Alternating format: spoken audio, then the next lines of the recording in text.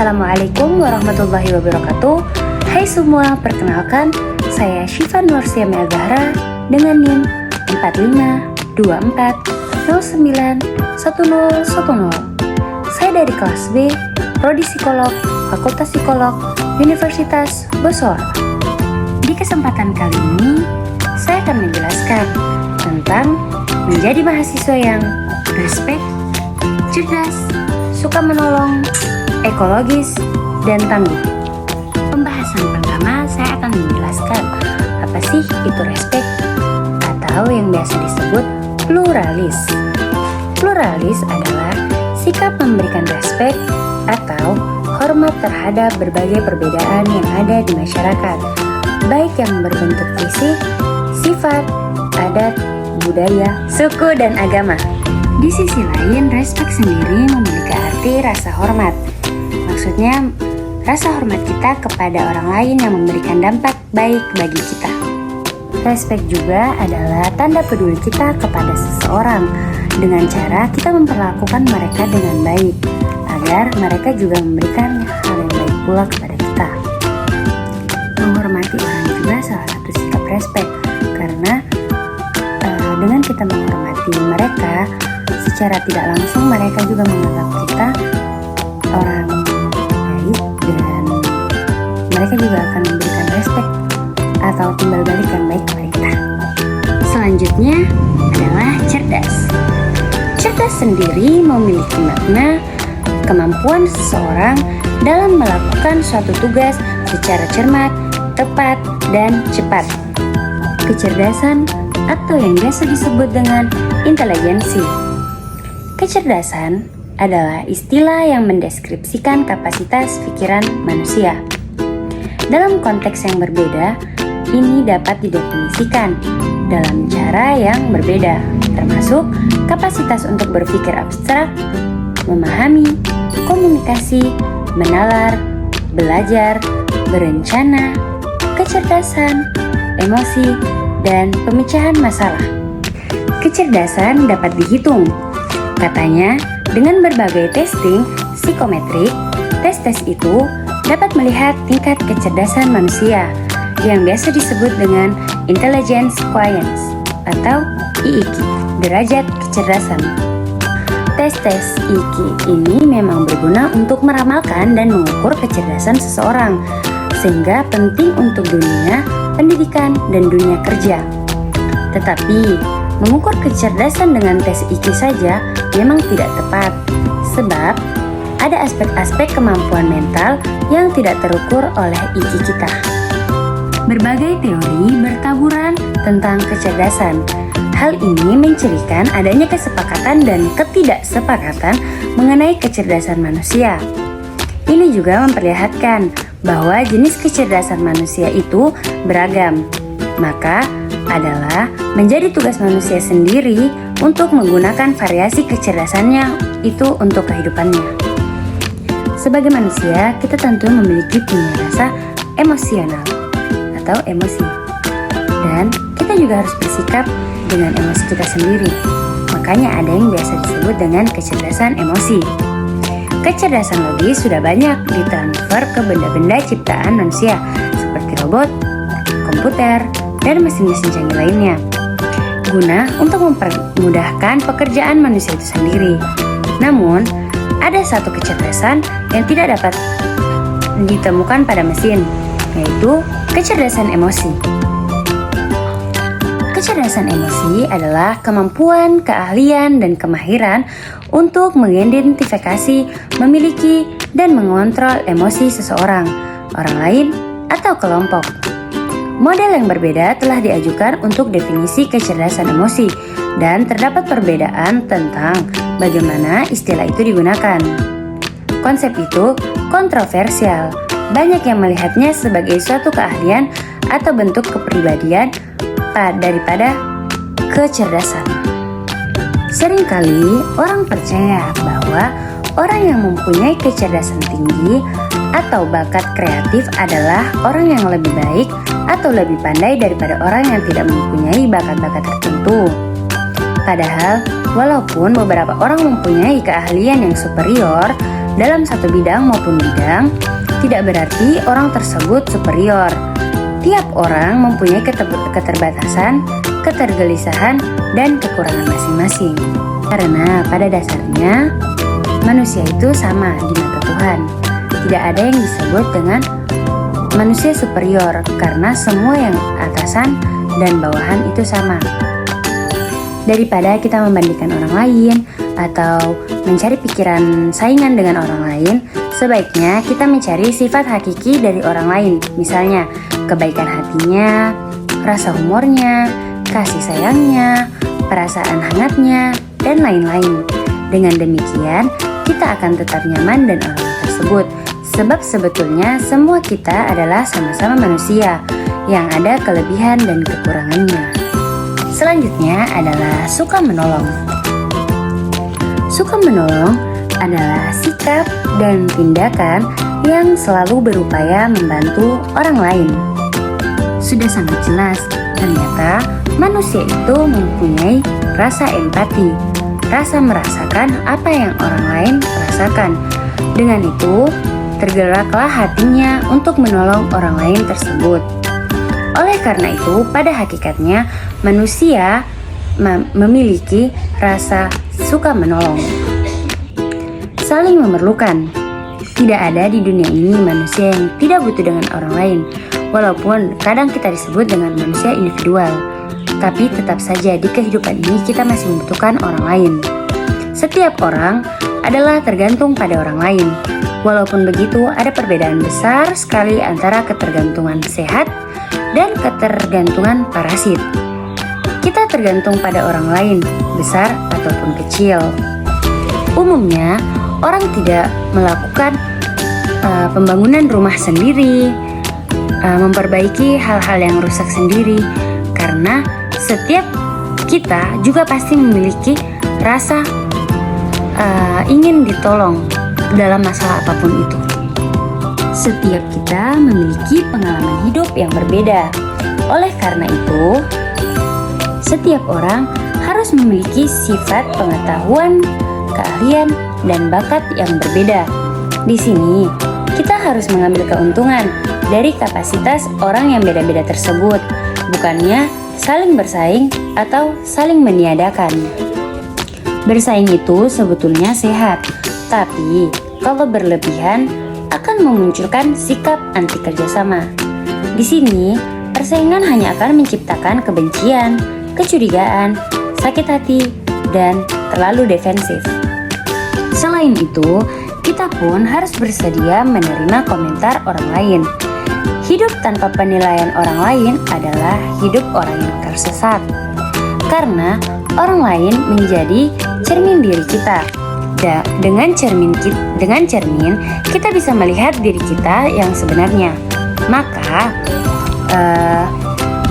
untuk mencari tanggapan orang tersebut, kita bisa minta tolong dengan orang lain untuk mengomentari diri kita. Dan tak lupa pula, kita sebagai manusia harus memiliki rasa berterima kasih.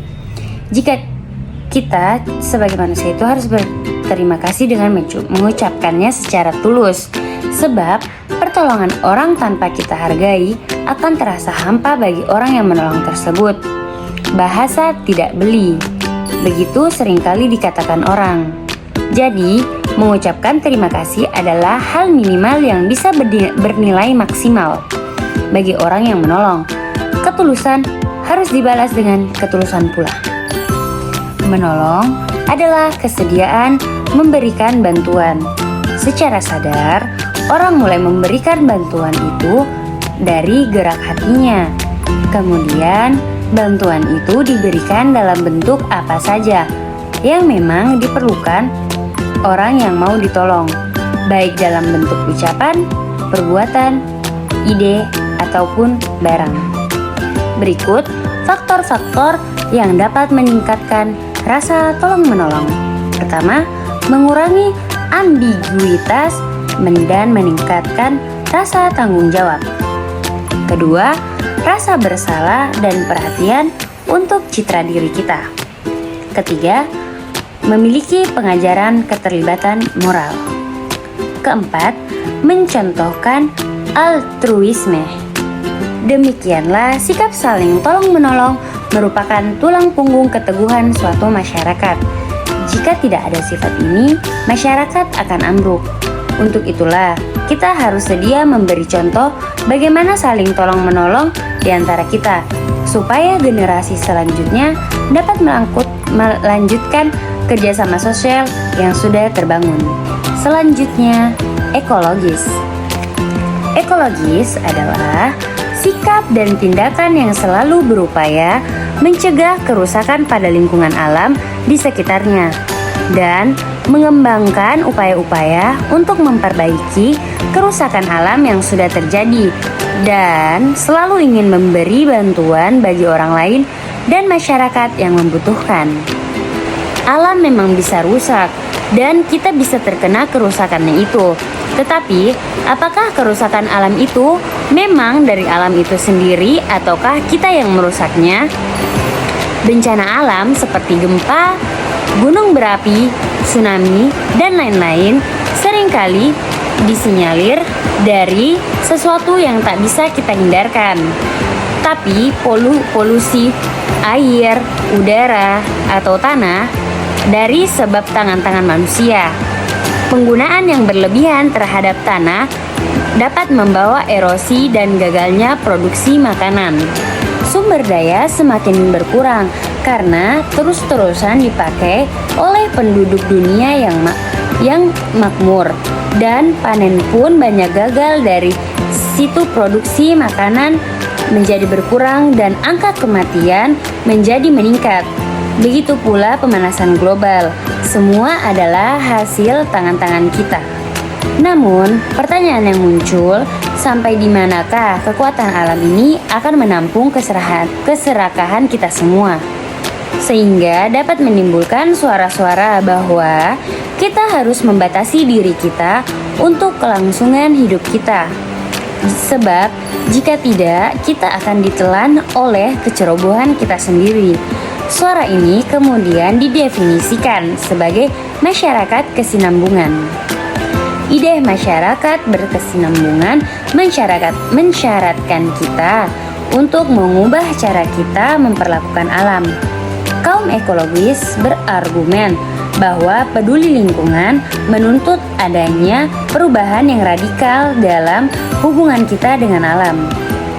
Apa yang disuarakan kemudian adalah bahwa dalam rangka menuju masyarakat berkesinambungan, ada dua hal yang perlu diperhatikan. Konsumsi barang-barang material masyarakat, terutama oleh negara-negara industri yang maju. Hal tersebut itu harus kita upayakan untuk dikurangi. Yang kedua, kebutuhan manusia tidak dapat dipuaskan oleh pertumbuhan ekonomi yang terus-menerus maju seperti yang kita pahami sekarang. Salah satu gerakan yang dapat menolong alam kita kembali adalah gerakan hijau. Gerakan yang mengkampanyekan untuk kembali ke alam, peduli alam, dan menghormati alam. Biasanya disebut gerakan hijau. Gerakan ini kini sudah berada di berbagai lini. Di antara gerakan hijau, ada yang berupaya untuk ikut pemilu atau hanya berupaya berkelompok penekan dalam agenda hijau. Gerakan hijau mengupayakan keseimbangan melalui pengakuan bahwa planet kita dan semua kehidupan di dalamnya adalah aspek-aspek yang unik dan integratif. Selain itu, juga melalui pemahaman bahwa semuanya berada dalam kondisi saling ketergantungan. Atas nama manusia secara keseluruhan, gerakan hijau menyatakan bahwa setiap generasi manusia harus bertanggung jawab untuk generasi berikutnya untuk tidak menyalahkan sumber daya yang merupakan warisan yang sangat berharga. Kesadaran ekologis perlu ditanamkan sejak dini. Anak-anak harus tahu apa yang akan diperbuat mereka terhadap alam sekeliling. Sampah harus dibuang pada tempatnya, harus menghemat energi, harus bisa memanfaatkan kembali apa yang sudah dibuang atau yang biasa disebut daur ulang atau recycle. Menyayangi binatang, menghargai keanekaragaman hayati, dan lain-lain adalah sikap yang sudah harus diajarkan kepada anak-anak. Demikian sehingga sikap-sikap hidup tersebut melekat pada mereka. Sehingga pada waktu dewasa nanti, mereka sudah bisa membedakan apa yang baik dan benar diperbuat untuk alam dan apa yang buruk salah yang dapat merusak alam tersebut. Pendidikan ekologis harus dilakukan di berbagai ranah keberadaan anak, seperti di rumah, sekolah, dan lingkungan. Tetapi pendidikan ekologis itu bukan hanya untuk anak-anak dan murid-murid saja. Pendidikan ini harus diberikan untuk semua orang yang berlangsung sepanjang hayat. Mengingat perlunya untuk meningkatkan terus-menerus akan arti ekologis itu sendiri. Dan betapa pentingnya hal itu bagi manusia. Dengan berbagai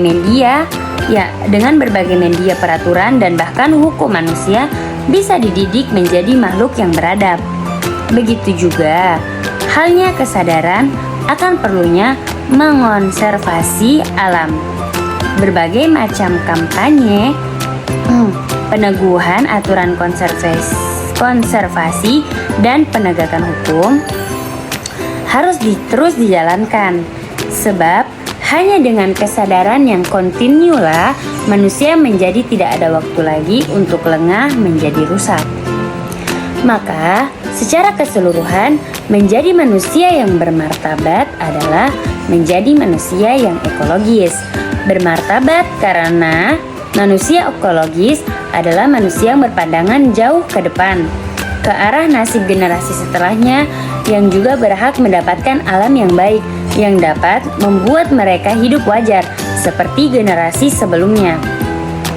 Terakhir adalah tangguh. Tangguh sendiri memiliki makna, sikap dan perilaku pantang menyerah atau tidak pernah putus asa ketika menghadapi berbagai kesulitan dalam melaksanakan kegiatan atau tugas sehingga mampu mengatasi kesulitan tersebut dalam mencapai tujuan. Salah satu sikap tangguh yang harus kita budayakan adalah tidak manja. Menurut Ulwan, pada tahun 1978, faktor dimanja yang berlebihan merupakan penyebab berbahaya karena dapat menimbulkan penyimpangan anak dari segi kejiwaan dan moral. Faktor ini sering menimbulkan rasa percaya diri dan rendah diri, serta masa bodoh terhadap kehidupan. Akibatnya, di dalam kondisi yang biasa timbul adalah suatu masalah yang biasa disebut dengan minder, penurut, penakut, kurangnya percaya pada diri sendiri, mengarah pada kenakalan dan menjauhkan diri dari kawan-kawannya. Jadi, semua yang terjadi pada anak itu dikarenakan bahwa yang pertama, ia bisa melihat kawan-kawannya maju, namun ia hanya bisa mengekor. Kedua, melihat kawan-kawannya kreatif dan berani, tapi ia ketakutan. Ketiga, melihat kawan-kawan lain dinamis, aktif, dan agresif, sedang ia sendiri selalu beku, pasif, dan defensif. Keempat, melihat kawan-kawan lain fleksibel dan ceria, dia selalu menyepi dan menyendiri.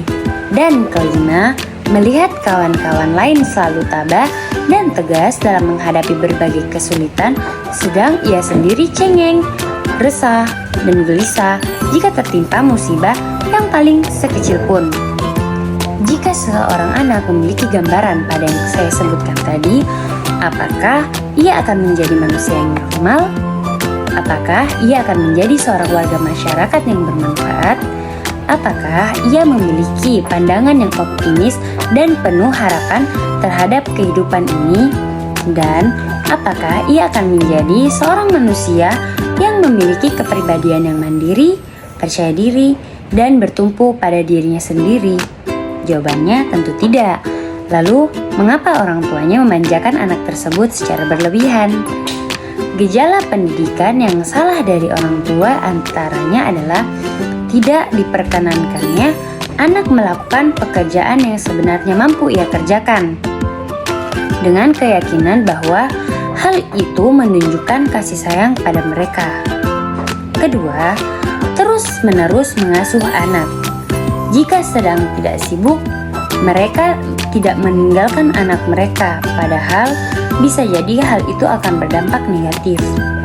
Ketiga, orang tua, terutama ibu, tidak pernah memperkenankan anaknya hilang dari pandangannya, meskipun sebentar saja, karena takut anaknya mendapatkan sesuatu yang tidak diinginkan. Dan faktor yang terakhir, karena ibu tidak menegur anak ketika anaknya merusak perkakas rumah, menaiki meja, atau mencari-cari dinding dengan alat tulis. Namun, sikap memanjakan itu bukan monopoli para ibu atau orang tua terhadap anak mereka. Kita pun seringkali memanjakan diri kita. Kita memperlemah diri sendiri dan bersikap segan untuk melakukan hal-hal yang baik, padahal itu untuk diri kita sendiri. Dan disitulah kita perlu membangun motivasi yang kuat. Ketangguhan memerlukan kesungguhan. Pernyataan yang mengatakan bahwa hidup ini adalah persoalan sungguh-sungguh memang benar, dan bahwa hidup ini bukanlah hal yang enak-enakan saja juga benar. Hidup ini memerlukan kebaktian, ketekunan, rasa tanggung jawab, dan sifat-sifat lainnya. Kesungguhan dan keceriaan sering dianggap sebagai dua hal yang bertentangan. Padahal kita harus menyadari bahwa kesungguhan dan keceriaan itu sebenarnya tidak saling bertentangan. Keduanya bisa bersahabat. Dalam banyak hal, keceriaan dan kebahagiaan itu muncul dari kesungguhan. Pertanyaannya, bagaimana sih supaya kita menjadi tangguh? Kebanyakan pendidik kurang memerhatikan hal ini. Dan akibat langsung dari ini adalah bahwa kebanyakan orang-orang muda masuk dalam masyarakat tanpa membawa bekal yang cukup. Mereka harus tahu sendiri, harus menemukan sendiri untuk memproduktifkan sifat-sifatnya yang baik dan kecakapan-kecakapan mereka. Oleh karena itu, sifat ketangguhan pun bukan hanya untuk sekedar dibicarakan, tetapi harus dipraktikkan dalam kehidupan kita.